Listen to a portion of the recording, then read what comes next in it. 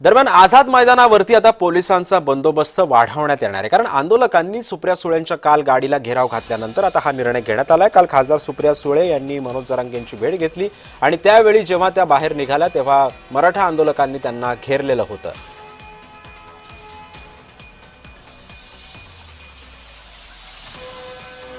मराठा आंदोलक मनोज जरांगे पाटील यांच्या उपोषणाचा आजचा चौथा दिवस आहे आणि आझाद मैदानावरती त्यांचं उपोषण सुरू आहे। सरकारकडून अद्यापही त्यांच्या उपोषणाची दखल जी आहे ती घेण्यात आली नाही। मात्र विरोधी पक्षातील काही आमदार आणि खासदार जे आहेत ते मनोज जरांगे पाटील यांच्या भेटीसाठी आझाद मैदानावरती दाखल होत असल्याचे आपल्याला पाहायला मिळत होते। मात्र काल सुप्रिया सुळे ह्या दाखल झाल्यानंतर काही मराठा स्वयंसेवकांनी त्यांच्या विरोधात घोषणाबाजी केल्याची पाहायला मिळाली। मराठा आंदोलक जे आहेत ते एकवटल्याचे पाहायला मिळाले। त्यानंतर सुप्रिया सुळे यांच्या गाडीला घेरवा देखील घातला होता। त्यामुळे आता या डी झोनमध्ये जे आहे ते आता कोणालाही एंट्री नसल्याचं या ठिकाणी पोलिसांनी सांगितलेलं आहे। त्यामुळे आता पोलीस बंदोबस्त आहे तो देखील या ठिकाणी वाढवण्याची परिस्थिती जी आहे त्या पोलिसांकडून सुरू आहे।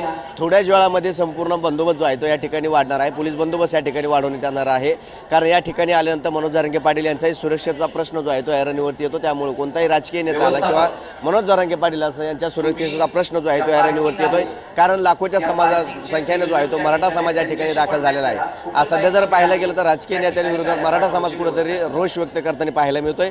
तो रोष व्यक्त होऊ नये आणि नेत्यांना आणि मनोज जरांगे पाटील यांच्या जीवाला कुठला धोका होऊ नये यासाठी आता पोलीस बंदोबस्त देखील आता वाढवण्याची परिस्थिती निर्माण जी आहे ती या ठिकाणी झालेली आहे। त्याच अनुषंगाने आता पोलीस जे आहे तो बंदोबस्त देखील वाढवत असल्याचं आपल्याला पाहायला मिळत आहे। कॅमेरा पर्सन स्वप्नील मोरेसह विजय झिडे, आझाद मैदान।